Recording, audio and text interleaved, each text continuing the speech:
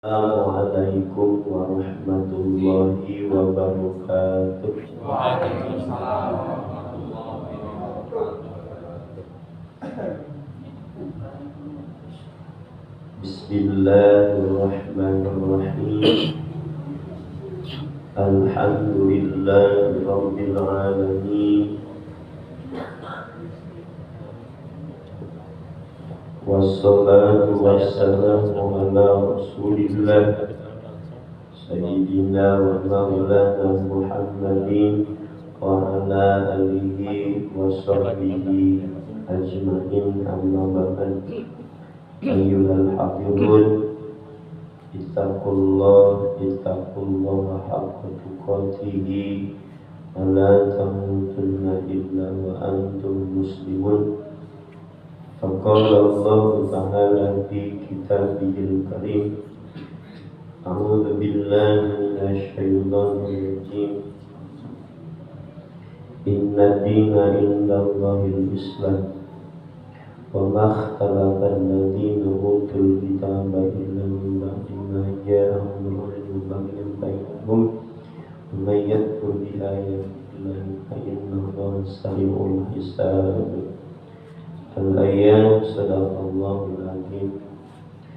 Birullahillahi ta'ala wa ila hadratin nabiyil mustafa sayyidina wa maulana Muhammadin sallallahu alaihi wasallam wa azwajihi wa awladihi wa dhurriyyatihi wa ahli baitihi lahumul fatihah. A'udzu billahi minasy syaithanir rajim. Bismillahirrahmanirrahim. Alhamdulillahi rabbil alamin. Ar-Rahmanir Rahim. Maliki yaumiddin. Iyyaka na'budu wa iyyaka nasta'in. Shiratal mustaqim. Shiratal ladzina an'amta 'alaihim ghairil maghdubi 'alaihim waladdallin. Rabbi ighfirli wa hidayah. Amin. Bikauli alhamdulillah, hadratal muhtaromin, para sepuh, para kiai, alim ulama, asatidah al-izzah yang dimuliakan oleh Allah, Bapak Ibu jamaah Masjid Husnul Khotimah al-Izzah yang dimuliakan oleh Allah. Alhamdulillah, pada pagi hari ini kita masih diberi kekuatan oleh Allah untuk bisa hadir melaksanakan sholat subuh berjamaah, kemudian kita bermunajat kepada Allah Subhanahu wa Ta'ala, kemudian dilanjutkan dengan kajian ilmiah. Mudah-mudahan ini semua bisa menambah sedikit amal saleh salihah kita. Amin ya rabbal alamin. Kita doakan putra-putri kita dan punya menantu dan cucu, mudah-mudahan oleh Allah senantiasa dijadikan putra-putri yang saleh-salihah. Amin. Kita yang lagi di majelis taklim, mudah-mudahan senantiasa diberi kekuatan untuk beristiqomah. Mudah-mudahan ke depan kita mendapat husnul khotimah. Amin. Salawat serta salam kita tercurahkan kepada baginda kita Nabi besar Muhammad sallallahu alaihi wasallam, pada keluarganya, para sahabatnya, para tabi'in yang insyaallah sampai kepada kita yang senantiasa taat dan patuh melaksanakan ajarannya. Mudah-mudahan kelak di yaumul qiyamah kita mendapat syafaatul uzma dari baginda kita Nabi besar Muhammad sallallahu alaihi wasallam. Amin ya rabbal alamin. Hadirin rahimakumullah. Alhamdulillah, kita sedang menuju terminal yang ketiga, yaitu Idkhul minan nar. Terminal yang pertama 10 yang pertama berarti rahmat Allah. Yang kedua ampunan Allah. Yang ketiga 10 akhir di bulan Ramadan, yaitu itqum minan nar. Dan ini hanya ada di bulan suci Ramadan. Bapak Ibu hadirin hadani Allah wa iyyakum rahimakumullah. Khitab atau aturan berpuasa. Judul belumnya Malam Lailatul Qadar. Malam Lailatul Qadar. Barangkali sudah diterangkan oleh ustaz yang lain. Ya, nanti versi saya versi kitab Irsyadul Ibad. Khitab atau aturan, orang dahulu juga kena khitab aturan berpuasa. Kemudian sampai kepada kita. Ayatnya sering dibaca oleh para mubaligh, para kiai, yaitu dalam surat Al-Baqarah. Ya ayyuhalladzina amanu kutiba alaikumus syiyamu kama kutiba alal ladzina min qablikum la'allakum tattaqun. Kita tidak tahu puasa orang-orang dahulu, tidak tahu kaifiahnya seperti apa. Yang menjadi pertanyaan kita adalah aturan kaum umat-umat terdahulu juga sama melaksanakan puasa. Kita juga melaksanakan puasa. Sama-sama melaksanakan puasa. Cuman ada perbedaan tidak? Apakah mereka orang-orang dulu juga sama mendapat malam Lailatul Qadar atau kita saja? Kalau menurut kitabnya kan sama melaksanakan aturan puasa Ramadan kan? Nah kita juga sama. Yang menjadi pertanyaan kita, apakah orang-orang dulu diberi malam Lailatul Qadar atau tidak? Jawabannya tidak. Jawabannya tidak. Alasannya? Karena alasan yang sederhana, mereka umurnya panjang. Umurnya panjang. Ya kan kalau kita kan umurnya 63 sehingga diberi malam Lailatul Qadar khairum min alfi syahr. Itu sederhana. Mereka itu walaupun puasa ya tidak diberi malam Lailatul Qadar. Nah, jadi kita patut bersyukur kepada Allah Subhanahu wa taala sebagai umat Nabi Muhammad sallallahu alaihi wasallam kita diberi malam Lailatul Qadar. Hadisnya ada terdapat dalam kitab Irsyadul Ibad dari sahabat Anas. Wallahu a'lam bimuradi. Anna Allah ta'ala wahaba li ummati lailatul qadri wa lam yu'tiha man kana qablahum. Jadi malam Lailatul Qadar itu hanya diberikan terhadap umat Nabi Muhammad.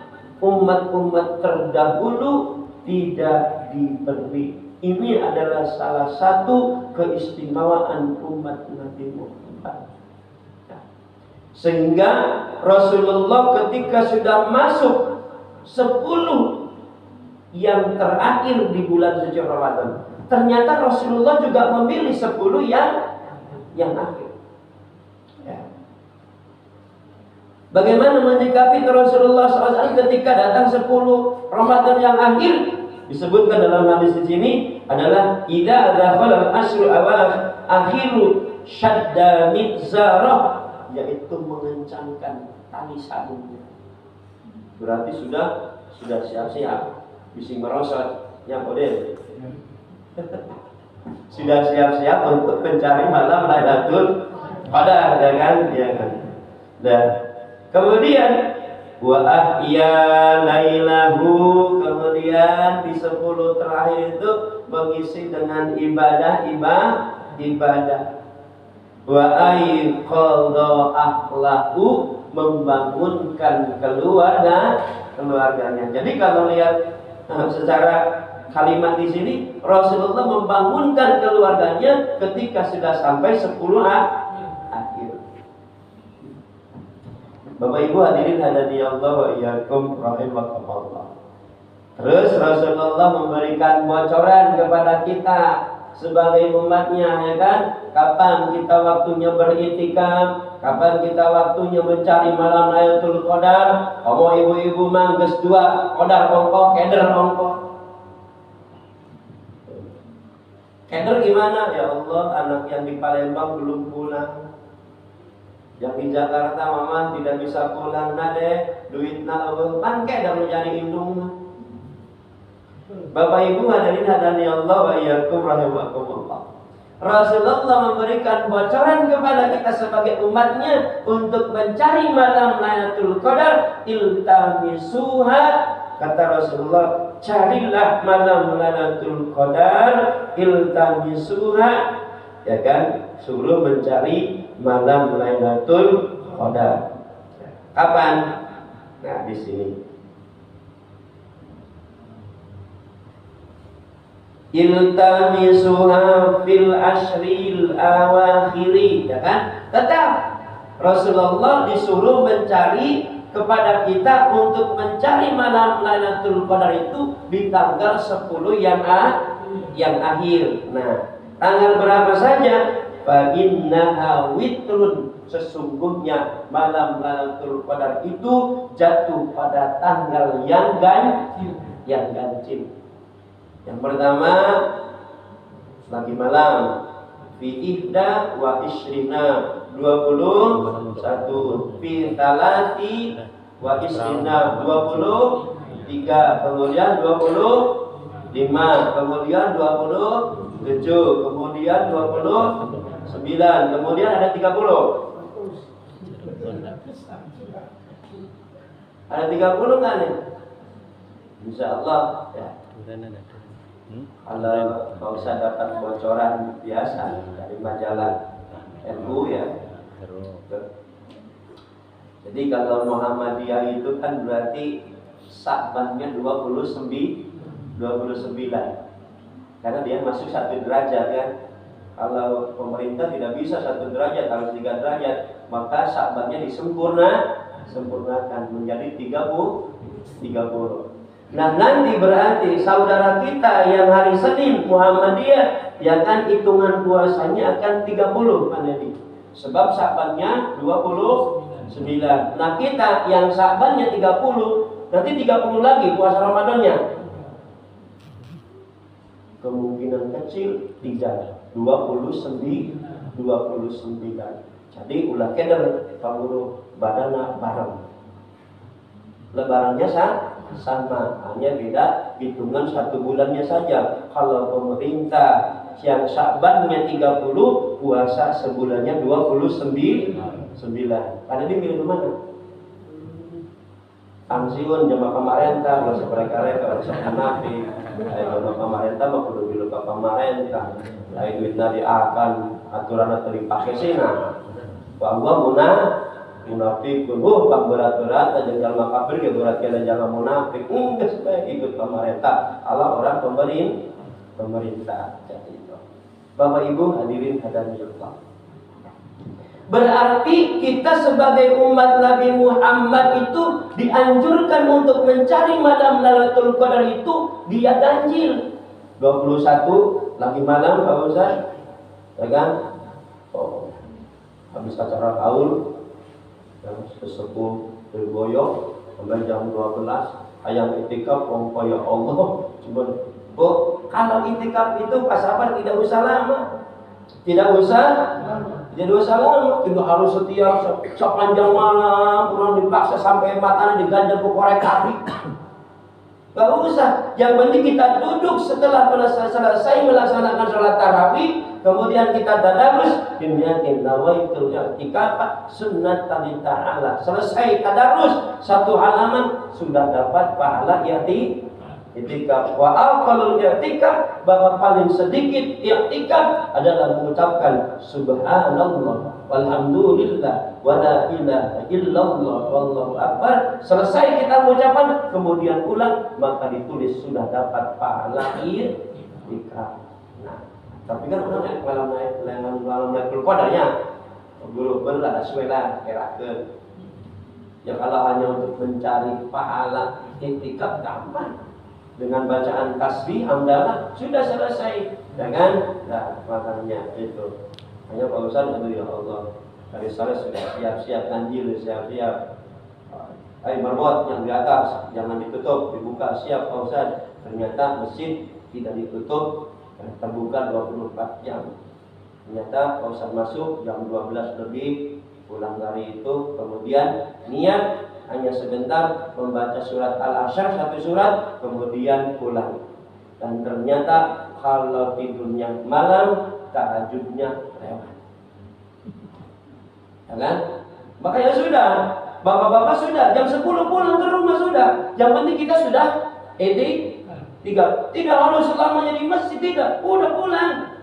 Karena di sini ada wa'aiqadha ahlahu, membangunkan keluarga. Berarti Nabi tidur di rumah. Sudah selesai jam 10 kita ke rumah, kita tidur yang nyenyak, kemudian bangun setengah 3, kemudian jam 4 kita kesini lagi ke masjid i'tikaf. Lagi tidak harus sepanjang malam kepo, biasa saja, biasa ya kan. Nanti setelah itu kita melaksanakan sholat tahajud. Nah itu kalau Nabi menganjurkan diganjil, semua ganjil berarti Nabi kan 21, 23, 25, 27, 29, tidak 30. Kalau kita mah tidak ada. Insya Allah ini sudah dapat bocoran. Karena MU juga punya falakiyah, ya kan? Ya, kalau Muhammadiyah punya hisab, MU punya lajnah falakiyah, lajnah hisab, sama gitu. Bapak Ibu, nah, kalau kita ingin melaksanakan seperti Rasul, itu lebih bagus. Dan tentu sahabat-sahabat juga termasuk sahabat Ibnu Abbas, itu pasti yang ganjil. Cuman dia menerangkan, memberikan bocoran kapan mahalul gitu ya, apa ya? Tepatnya kapan kan gitu. Mahalus sahihnya. Sahabat Ibnu Abbas dalam tafsir Munir memberikan kejelasan ketika menerangkan, memberi tafsiran inna anzalnahu fi lailatul qadar. Sahabat Anas itu mengatakan ahabbu ilallahi a'dada, ada hitungan yang paling dicintai oleh Allah. Hitungan itu ada dua, ada ganjil, ada genap. Dan ternyata Allah Subhanahu wa taala mencintai al-witra, mencintai ganjil. Nah, kemudian ganjil ada yang paling dicintai oleh Allah. Berarti satu